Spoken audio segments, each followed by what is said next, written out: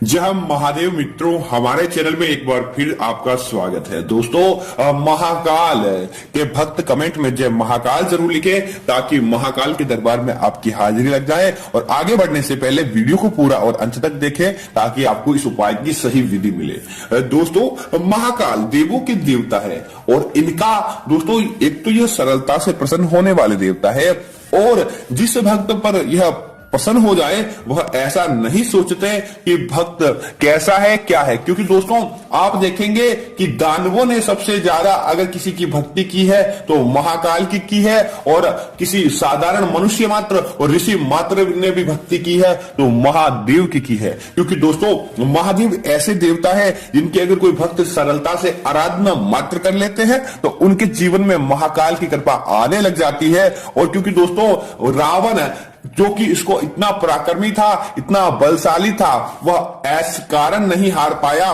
क्योंकि दोस्तों उसे महादेव का आशीर्वाद प्राप्त था और महाकाल की कृपा के कारण उसने अपनी लंका को सोने की लंका बना ली। तो दोस्तों महाकाल की पूजा सदैव हर व्यक्ति को करनी चाहिए और महाकाल की भक्ति करने से आपके घर परिवार में कभी भी कोई कष्ट और संकट नहीं आता है। क्यों ना दोस्तों, आज हम आपको जो उपाय बताएंगे महाकाल को अर्पित की जाने वाली एक सरल और साधारण चीज मात्र है बेलपत्र, और बेलपत्र से जुड़ा उपाय बताएंगे। दोस्तों शास्त्रों में भगवान शिव के शिवलिंग पर बेलपत्र को अर्पित करने का बहुत ही बड़ा विधान है और इसको अगर आप सही विधि से और सही तरीके से अगर आप अर्पित करेंगे तो आपके घर परिवार में कभी भी कोई कष्ट नहीं आता है और सदैव आपके घर परिवार में खुशियां बनी रहती है।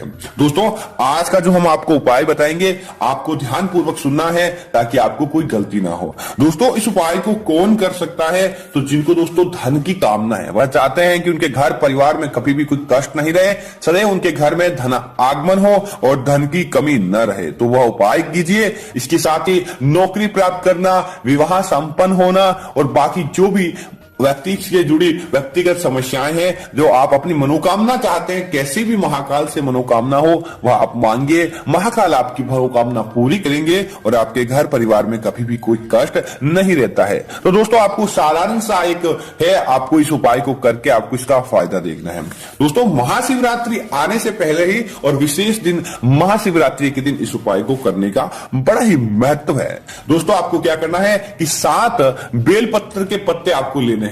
दोस्तों ध्यान रहे कि जो तीनों भाग है वह एक साथ में होने चाहिए। आप 3 को एक ही गिनती गिननी है, आपको 3 को 3 नहीं गिनना है, क्योंकि 3 जब पत्ते होते हैं तब एक बेलपत्र बनता है। ऐसे करके आपको 7 पत्ते आपको ले लेने हैं और उसको लेने के बाद दोस्तों आपको इन्हें अच्छी तरह से धो लेना है। इस बात का आपको ध्यान जरूर रखना है। अब दोस्तों आपको क्या करना है कि उन बेलपत्र को आपको रोजाना महाशिवरात्रि से पहले और महाशिवरात्रि के दिन आपको भगवान शिव के चरणों में बैठकर ओम नमः शिवाय इस मंत्र का आपको 11 बार जाप करना है। और दोस्तों जब आप 11 बार महाकाल के इस मंत्र का जाप कर लें और उसके बाद आप उन 7 पत्तों को अपने हाथ में लेकर आपकी जो भी मनोकामना है, आप जिस उपाय हेतु आप चाहते हैं कि आपकी वह मनोकामना पूरी हो, तो आपको उस उपाय हेतु आपसे भगवान शिव की उन बेलपत्र को हाथ में लेकर मनोकामना मात्र मांग लेनी है। दोस्तों जब आप अपनी मनोकामना मांग ले तब आप क्या करें कि इन बेल पत्थर की आपको एक कलावे की मोली की सहायता से आपको माला बना लेनी है, या आप सफेद सूती धागा भी इस्तेमाल कर सकते हैं। आपको वह धागा लेकर उसकी एक माला बना लेनी है।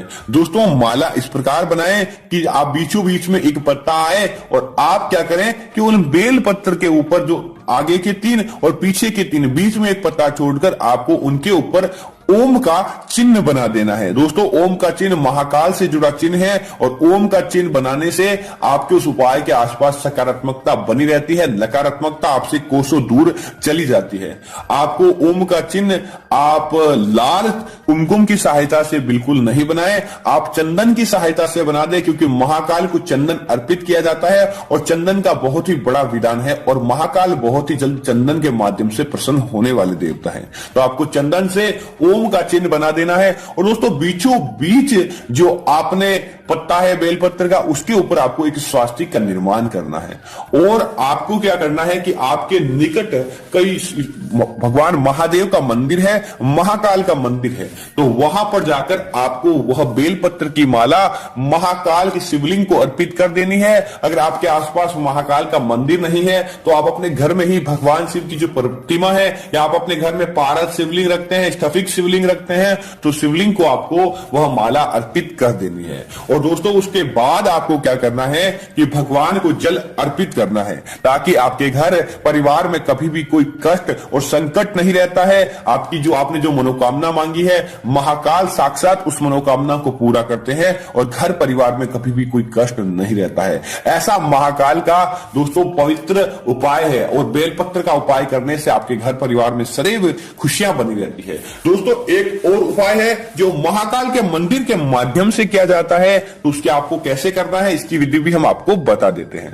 दोस्तों आपके आसपास कोई भगवान शिव का मंदिर है, या आप अपने घर में भी अगर आपको कोसों दूर पड़ता है और आप चाहते हैं कि आप उपाय करना, तो आप अपने घर में भी कर सकते हैं। आपको क्या करना है कि महादेव को जो बेलपत्र अर्पित किया गया है, अगर आप अपने घर में भी उसे अर्पित करें तो ठीक है, अन्यथा महादेव के मंदिर से आपको वह बेलपत्र लेकर आ जाना है। अर्थात भगवान शिव को जो बेलपत्र चढ़ाया है उसे आपको अपने पास लेकर आ जाना चाहिए।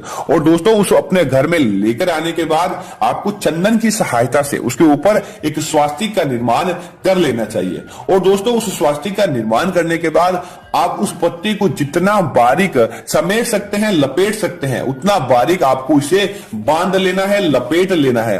और उसके बाद क्या करें कि उसे एक लाल कपड़े में बांधकर आप अपने पर्स में इसे रखें। और दोस्तों इसको रखने से पहले आपको नियम यह है कि आपको यह उपाय नहा धोकर करना है। ऐसे ही नहीं कि आप बिना नहाए यह उपाय करें, तो आपको इसका बुरा प्रभाव मिलेगा, न कि सकारात्मक प्रभाव मिलेगा। नहाने के बाद ही आपको इस उपाय को करना है। और उस बेलपत्र को आपको अपने पर्स में इसलिए रखना है क्योंकि दोस्तों यह बेलपत्र जो महाकाल को अर्पित किया जाता है उसके अंदर कई शक्तियां विद्यमान हो जाती है, और आपके कार्य आसानी से संपन्न होने वाले ये उपाय होते हैं। तो आपको यह जरूर ध्यान रखना चाहिए ताकि आपके घर परिवार में कभी भी कोई कष्ट न रहे और संकट आपसे कोसों दूर चले जाए।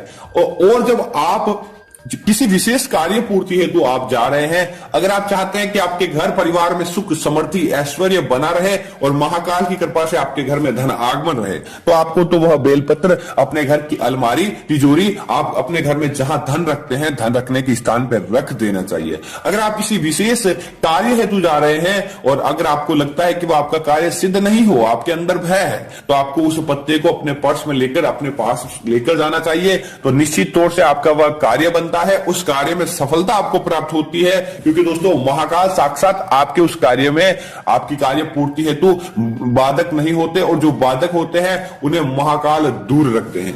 दोस्तों इसी तरह आप चाहते हैं कि अगर आपको अचानक कोई रात्रि में बुरे सपने आते हैं, आपकी नींद खुल जाती है, या फिर आपके घर में कोई वास्तु दोष है, या आप चिंता से ग्रस्त रहते हैं, आपको लगता है कि हर समय आपको कोई ना कोई चिंता रहती है, तो रात्रि को सोते समय अपने तकिए के नीचे जो भगवान शिव को बेलपत्र अर्पित किया जाता है, उस बेलपत्र को आपको अपने तकिए के नीचे रखकर सोना चाहिए। तो निश्चित तौर से आपको बुरे सपने आना बंद हो जाते हैं, आपकी नींद अच्छी आती है, आपको थकान नहीं रहती है, क्योंकि दोस्तों आपके आसपास जो भी नकारात्मक शक्ति होती है रात्रि के समय इनका प्रभाव बढ़ जाता है। लेकिन जब आप इन पत्तों को अपने सिरहाने रखकर सोते हैं तो आपके घर परिवार में कभी भी कोई कष्ट नहीं आता, और अगर वह आता भी है तो तुरंत प्रभाव से चला जाता है।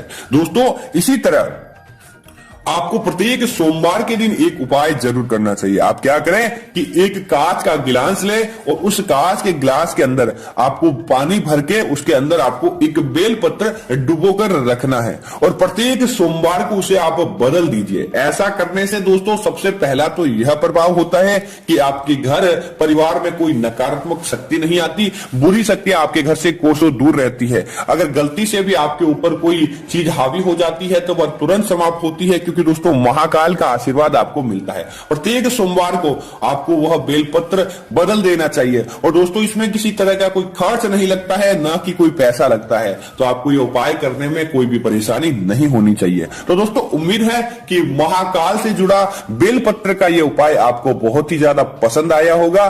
तो ऐसे ही और वीडियो देखने के लिए आपको हमारे चैनल को सब्सक्राइब करना है। कमेंट में जय महाकाल, जय शिव, ओम नमः शिवाय का कमेंट जरूर करें और साथ ही साथ वीडियो को लाइक जरूर करें।